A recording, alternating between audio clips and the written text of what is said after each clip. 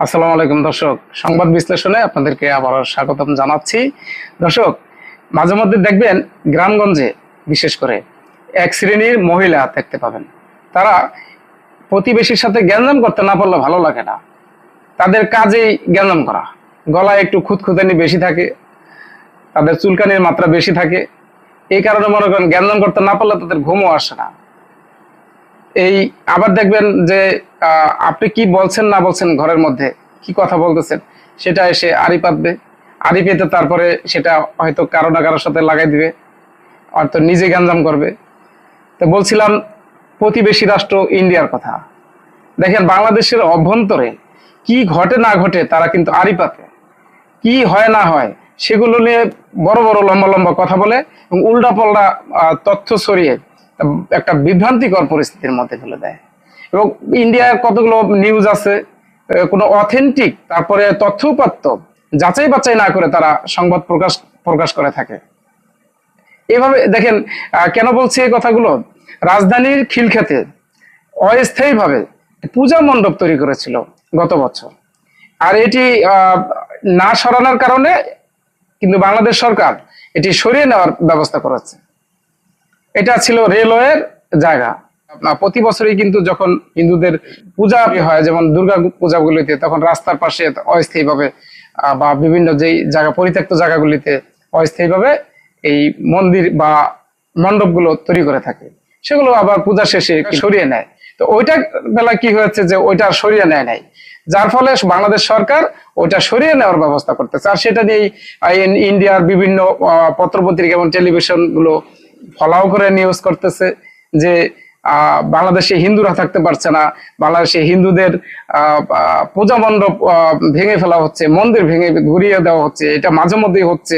কি হচ্ছে বাংলাদেশে এসব এভাবে কিন্তু নিউজ করতেছে। এটা খুবই দুঃখজনক দর্শক।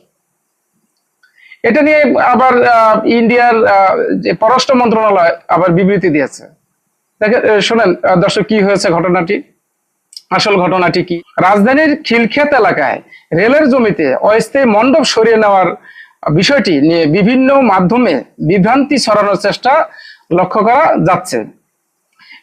এ বিষয়ে বাংলাদেশ রেলওয়ে স্পষ্টভাবে জানিয়েছে, অস্থায়ী মণ্ডপটি সব আইনি প্রক্রিয়া মেনেই অপসারণ করা হয়েছে।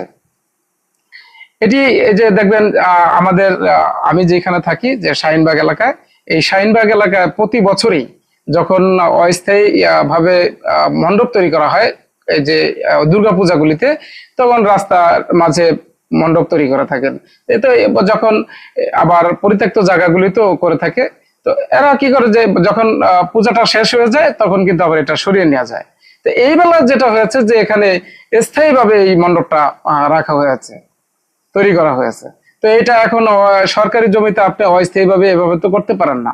তো এটা সরিয়ে নিতে গেলে আবার আপনাদের ধর্মীয় অনুভূতিতে আঘাত, আপনাদের মণ্ডপ সরিয়ে নেওয়া হচ্ছে, সেটা নিয়ে আবার আপনার বড় বড় কথা বলবেন। দর্শক, বাংলাদেশের রেলওয়ে উপদেষ্টা মোহাম্মদ ফাউজুল কবির খান বলেছেন, গত বছর দুর্গাপূজার সময় কিছু ব্যক্তি পূর্বের অনুমতি ছাড়াই খিলক্ষেতে রেলের জমিতে একটি পূজা মণ্ডপ নির্মাণ করেন। পরবর্তীতে পূজা শেষে মণ্ডপটি সরিয়ে নেওয়ার শর্তে পূজা অনুষ্ঠানের অনুমতি দেওয়া হয়। তারা কিন্তু ওই কোনো অনুমতি ছাড়াই এই পূজা মণ্ডপটি রেলের জমিতে নির্মাণ করেছে। তো পরবর্তীতে তারা আবার এটার অনুমতি নিয়েছে, তো সরকার অনুমতিও দিয়েছে। তবে এটা অস্থায়ীভাবে যে পূজা শেষ হয়ে গেলে তারপরে এটা আবার, যেটা অন্যান্য জায়গায় দেখা যায়, প্রতি বছরই দেখা যায় যে অস্থায়ীভাবে করা হয়, সেটা আবার পূজা শেষে সরিয়ে নেওয়া হয়। তো এটা আর করা হয়নি। এটা করা হয় নাই স্থায়ীভাবে, কি সরকারি জমিতে এভাবে করতে দিবে কেউ? ওইটা সরাইতে গেলে আপনাদের মাথা ব্যথা কেন? উপদেষ্টা আরো জানান, আয়োজকরা পূজা শেষে মণ্ডপ সরিয়ে নেওয়ার প্রতিশ্রুতি দেন, কিন্তু পূজা শেষ হলে বারবার বলা সত্ত্বেও তারা মণ্ডপটি সরিয়ে নেননি, বরং সেখানে স্থায়ী মন্দির নির্মাণের উদ্যোগ নেন। তাদের এমন প্রচেষ্টা থেকে বিরত থাকতে বলা হলেও কর্ণপাত করেননি। এদিকে ভারতের পররাষ্ট্র মন্ত্রণালয় থেকে কি বলা হয়েছে দেখেন। ভারতের পররাষ্ট্র মন্ত্রণালয়ের মুখপাত্র রণধীর জয়সওয়াল বলেছেন, কট্টরপন্থীরা সেখানে একটি মন্দির ভাঙার দাবি তুলেছিলেন বলে আমরা জানতে পেরেছি। অর্থাৎ কট্টরপন্থীরা মোজাটি যে মণ্ডপটি ভেঙে ফেলার দাবি করেছিল। কট্টরপন্থী তো বুঝছেন যে কট্টরপন্থী মুসলিমদেরকে বলা হয়েছে, কিন্তু কট্টরপন্থী কি মুসলিমরা? কট্টরপন্থী হিন্দু হচ্ছেন আপনারা, যে আপনারা মাঝে মধ্যে কট্টরতা ব্যবহার করে মানে বিবেক না খাটিয়ে কিন্তু আপনারা যা তা আবল তাবল বকতে থাকেন এবং করেও থাকেন আপনাদের দেশে। দেখেন, অন্তর্বর্তী সরকার মন্দিরের নিরাপত্তা নিশ্চিত না করে উল্টো অবৈধ জমির ব্যবহারের যুক্তিতে সেটি ভাঙার অনুমতি দিয়েছে। আমরা অত্যন্ত হতাশ যে বাংলাদেশে এ ধরনের ঘটনা বারবার ঘটছে। বাংলাদেশে হিন্দু সম্প্রদায় তাদের সম্পত্তি ও উপাসনালয়গুলোর নিরাপত্তা নিশ্চিত করা অন্তর্বর্তী সরকারের দায়িত্ব। বাংলাদেশে এটি বারবার ঘটে যাচ্ছে। তা আপনাদের দেশে কি হচ্ছে? আপনাদের দেশে কি বারবার এটা হচ্ছে না? 1992 সালে আপনারা বাবরি মসজিদ ভেঙে দিয়েছিলেন, এটা তো আপনারা সবাই জানেন যে বাবরি মসজিদটা ভেঙে দিয়েছে ইন্ডিয়ার সরকার। তারপরে আপনারা কি করেছেন? 600 বছরের মুঘল আমলের তৈরি মসজিদ, এটিও আপনারা ভেঙে দিয়েছেন কয়েক মাস আগে।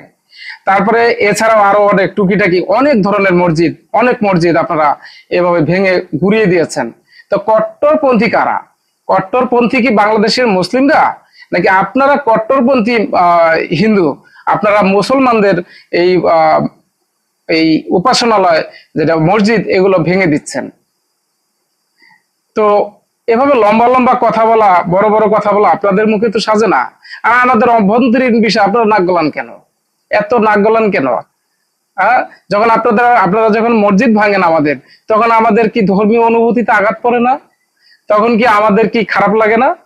তো এখন আপনাদের সেটা তো আমাদের মানে যৌক্তিক, যে আমাদের যেখানে যৌক্তিক ভাবে যেই মসজিদগুলো তৈরি করা হয়েছে ইন্ডিয়াতে, সেগুলো ভেঙে দিচ্ছেন আপনারা, অবৈধভাবে ভেঙে দিচ্ছেন আইনের তোয়াক্কা না করে।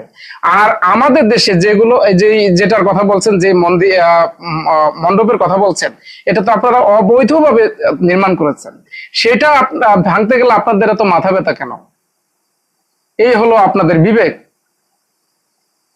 তো আপনাদের বেলায় 16 আনা আর আমাদের বেলায় 1 আনা, এগুলা নিয়ে এই ধরনের মন মানসিকতা ঠিক না। যাই হোক দর্শক, ভালো থাকবেন সবাই। আসসালামু আলাইকুম।